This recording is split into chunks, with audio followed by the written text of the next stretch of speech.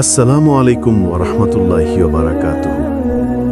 আজ আমরা এক এমন গভীর অনুভূতি নিয়ে কথা বলবো যা আমাদের জীবনের প্রায় প্রতিটি মুহূর্তে আমাদের অস্তিত্বকে নাড়িয়ে দেয়। এটি কেবল একটি মুহূর্তের জন্য আসা কোনো অনুভূতি নয়, বরং জীবনের এক কঠিন বাস্তবতা যা আমাদের ভেতর থেকে ভেঙে চুরে দিতে চায়। এটি হলো হতাশা, দুঃখ এবং চরম বিপর্যয়। কখনো কি এমন হয়েছে যে আপনি জীবনের পথে চলতে চলতে হঠাৎ হোঁচট খেয়েছেন আর মনে হয়েছে যেন পায়ের নিচের মাটি সরে গেছে? আপনার চারপাশে শুধু অন্ধকার আর অন্ধকার, যেন আলোর কোনো রেখা আর অবশিষ্ট নেই। গভীর রাতে বিছানায় শুয়ে কি কখনো আপনার মনকে এই প্রশ্নটা নাড়া দিয়েছে, কেন আমার সাথী এমনটা হচ্ছে? কেন আমার সব চেষ্টা, সব সাধনা ব্যর্থতায় পর্যবেসিত হচ্ছে? মনে হচ্ছে যেন জীবনের প্রতিটি দরজা একে একে বন্ধ হয়ে যাচ্ছে, আর আপনি অসহায়ভাবে দাঁড়িয়ে আছেন এক অজানা পথের সামনে। হয়তো আপনার কোনো প্রিয়জন চিরদিনের জন্য চলে গেছে, আর আপনি তার শূন্যতা পূরণের কোনো উপায় খুঁজে পাচ্ছেন না। হয়তো আপনার সব পরিশ্রমের ফল বৃথা গেছে, আর আপনার স্বপ্নের অট্টালিকা ধুলোয় মিশে গেছে। হয়তো কোনো দুরারোগ্য ব্যাধি আপনাকে বিছানায় ফেলে দিয়েছে, আর আপনার জীবনের সব গতি যেন থেমে গেছে। ঠিক এই অসহায়ত্বের মুহূর্তে আমাদের মনে এক গভীর প্রশ্ন জাগে, আমার এই কষ্ট কি শুধুই আমার একার জন্য? এর কি কোনো কারণ নেই? এর কি কোনো শেষ নেই? কিন্তু আল্লাহ তাআলা পবিত্র কোরআনে আমাদের এই প্রশ্নের উত্তর দিয়েছেন। তিনি আমাদের জানিয়ে দিয়েছেন যে এই কষ্টগুলো আকস্মিক কোনো দুর্ঘটনা নয়, বরং আল্লাহর পক্ষ থেকে এক নির্ধারিত বিধান। আল্লাহ বলেছেন, ওয়ালানাবলুওয়ান্নাকুম বিশাইইন মিনাল খাউফি ওয়াল জুই ওয়া নাকসিন মিনাল আমওয়ালি ওয়াল আনফুসি ওয়াস সামারাতি ওয়া বাশশিরিস সাবিরিন। আর আমরা অবশ্যই তোমাদেরকে পরীক্ষা করব কিছু ভয় ও ক্ষুধা দ্বারা, এবং কিছু সম্পদ ও জীবনের ক্ষতি দ্বারা, এবং ফল ফসলের ক্ষতি দ্বারা। আর তুমি ধৈর্যশীলদের সুসংবাদ দাও। সূরা বাকারা আয়াত ১৫৫। এই আয়াতটি কেবল একটি কথা নয়, এটি আমাদের জন্য একটি গভীর বার্তা, একটি ঐশী প্রতিশ্রুতি। এটি আমাদের শিখিয়ে দেয় যে মানব জীবনের প্রতিটি কষ্ট, প্রতিটি বিপর্যয়, তা ক্ষুধা হোক, ভয় হোক, সম্পদ বা জীবনের ক্ষতি হোক, আল্লাহর পক্ষ থেকে এক পরীক্ষা। তাহলে এই পরীক্ষার মুখোমুখি দাঁড়িয়ে আমাদের করণীয় কি? আমাদের করণীয় হলো ধৈর্য ধারণ করা, যা মুমিনের সবচেয়ে বড় সম্পদ। ধৈর্য, এই শব্দটি আমাদের কাছে খুব পরিচিত, কিন্তু এর গভীরতা কি আমরা সত্যিই উপলব্ধি করি? ধৈর্য কেবল চুপ করে থাকা নয়, মুখ বুজে কষ্ট সহ্য করে নেওয়া নয়। ধৈর্য হলো একটি গভীর ইবাদত, একটি আধ্যাত্মিক আত্মসমর্পণ। এটি হলো বিপদের মুহূর্তে নিজেকে আল্লাহর কাছে সম্পূর্ণ সঁপে দেওয়া। যখন আপনি আপনার কষ্টের সময়ে ধৈর্য ধরেন, তখন আপনি যেন আল্লাহকে বলছেন, হে আল্লাহ, আমি জানি আপনি আমাকে পরীক্ষা করছেন। আমি আপনার সিদ্ধান্তের প্রতি পূর্ণ সন্তুষ্ট। আমি আপনার উপর ভরসা রাখি, কারণ আমি জানি আপনি আমার জন্য যা ভালো তাই করবেন।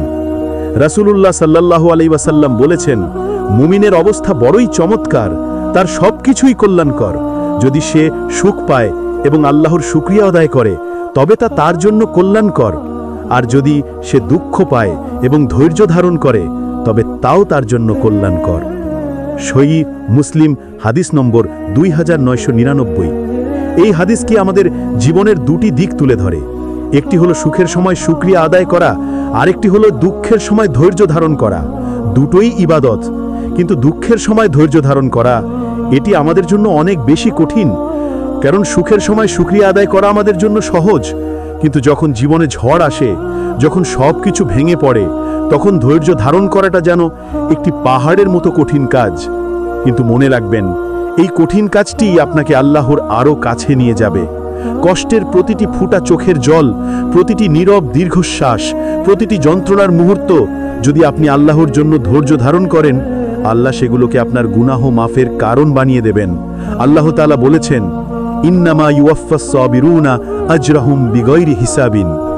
নিশ্চয়ই ধৈর্যশীলদেরকে তাদের প্রতিদান অপরিমিতভাবে দেওয়া হবে। সূরা জুমার আয়াত 10। অপরিমিতভাবে এই শব্দটি কত গভীর। এর অর্থ হলো কোনো পরিমাপ ছাড়া, কোনো সীমা ছাড়া আল্লাহ আপনাকে তার প্রতিদান দেবেন, এমন এক প্রতিদান যা আপনি কল্পনাও করতে পারবেন না। আমাদের জীবনে বিপদ বিভিন্ন ধাপে আসে, আর প্রতিটি ধাপেই আমাদের ধৈর্য ধারণ করতে হয়।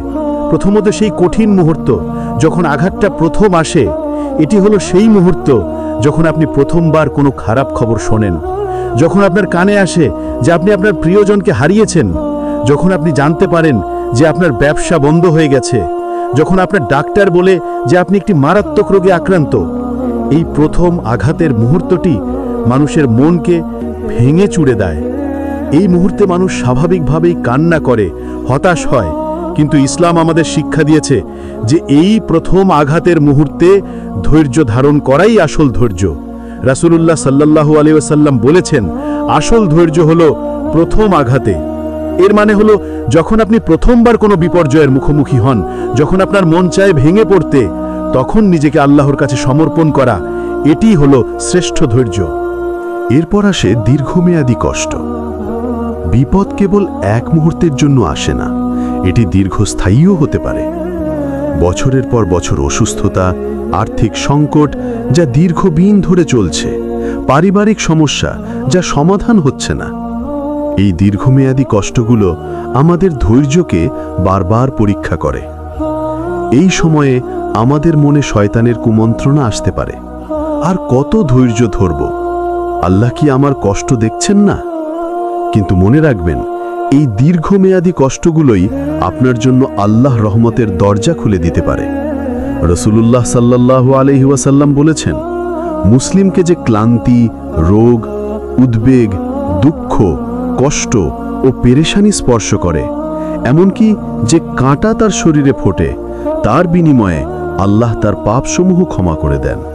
সহিহ বুখারী হাদিস নম্বর 5640। আপনার প্রতিটি কষ্ট, প্রতিটি রাত জাগা, প্রতিটি যন্ত্রণার মুহূর্ত আল্লাহর কাছে লিপিবদ্ধ হচ্ছে। এইগুলো আপনার গুনাহ মাফের কারণ হচ্ছে। তাই এই দীর্ঘমেয়াদী কষ্টের মধ্যেও ধৈর্য ধরে রাখুন, আল্লাহর রহমতের দিকে তাকিয়ে থাকুন, এবং সবশেষে বিপদের পর আল্লাহর অনুগ্রহের অপেক্ষা। যখন বিপদ শেষ হয়ে যায়, যখন আপনি সেই কঠিন সময় পার করে এসেছেন, তখন আপনার করণীয়গুলো আল্লাহর অনুগ্রহের অপেক্ষা করা। মনে রাখবেন, আপনার ধৈর্য বৃথা যায়নি। আল্লাহ আপনাকে এর প্রতিদান দেবেন। হয়তো সেই প্রতিদান দুনিয়াতেই পাবেন, অথবা আল্লাহ তা আপনার জন্য আখিরাতে জমা করে রেখেছেন। পবিত্র কোরআনে আল্লাহ বলেন, ফাইন্না মাআল উসরি ইউসরা, ইন্না মাআল উসরি ইউসরা, নিশ্চয়ই কষ্টের পরেই স্বস্তি আছে। সূরা ইনশিরাহ আয়াত 5 ও 6। এই আয়াতটি দুইবার পুনরাবৃত্তি করা হয়েছে। এটি কেবল একটি বাক্য নয়, এটি আল্লাহর পক্ষ থেকে আমাদের জন্য একটি নিশ্চয়তা, একটি প্রতিশ্রুতি। বিপদের সময় ধৈর্য ধারণ করা কেবল কথার কথা নয়, এটি আমাদের জীবনের প্রতিটি পদক্ষেপের সাথে যুক্ত। আসুন আমরা কিছু ব্যবহারিক উপায় নিয়ে কথা বলি, যা আমাদের বিপদের সময় ধৈর্য ধারণ করতে সাহায্য করবে। প্রথম যে কাজটি আমাদের করতে হবে তা হলো আল্লাহর উপর পূর্ণ ভরসা রাখা, যাকে আমরা তাওয়াক্কুল বলি।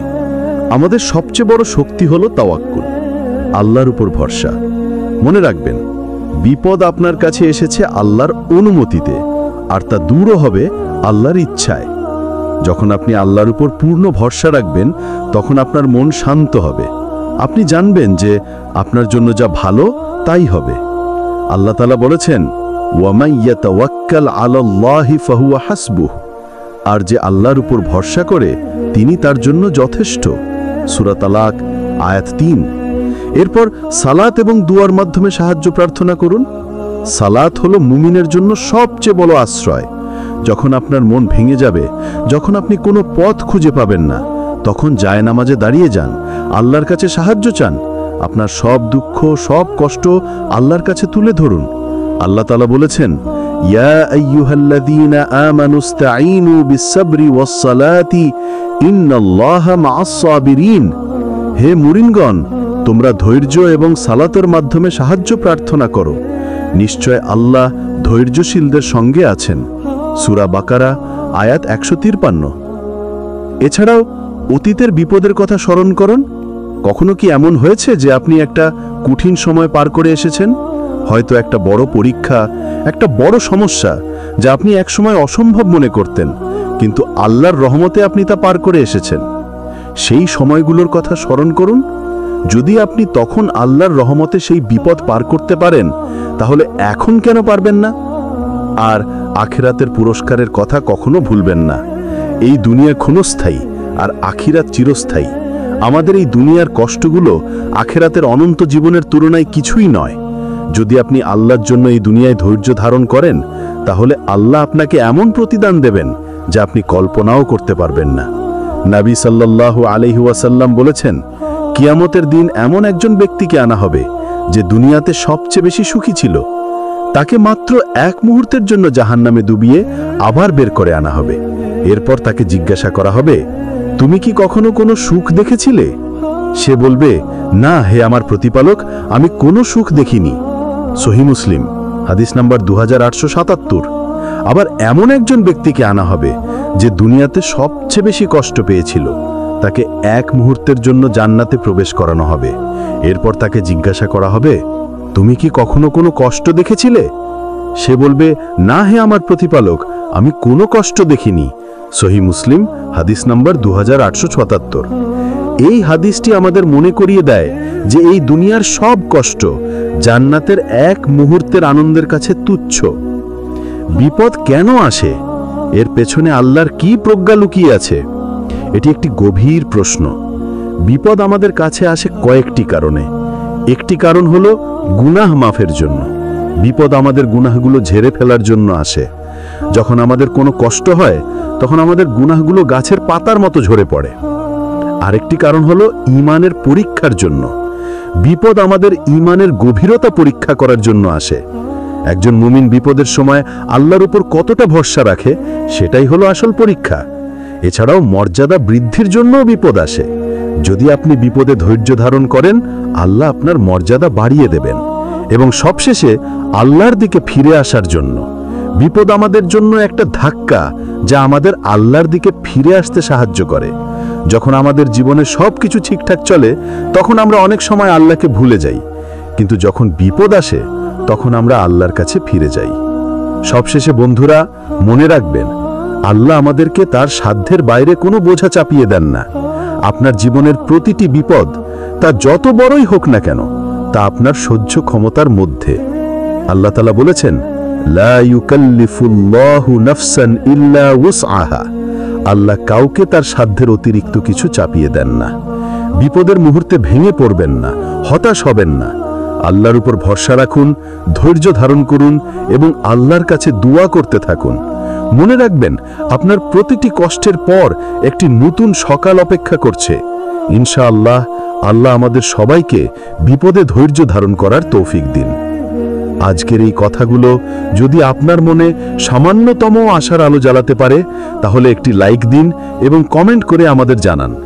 এই ভিডিওটি আপনার জীবনের অন্য কারো কাজে আসতে পারে ভেবে আপনার বন্ধুদের সাথে শেয়ার করুন, কারণ আপনার একটা শেয়ার হয়তো আরো হাজারো মানুষের জন্য অনুপ্রেরণা হয়ে উঠবে।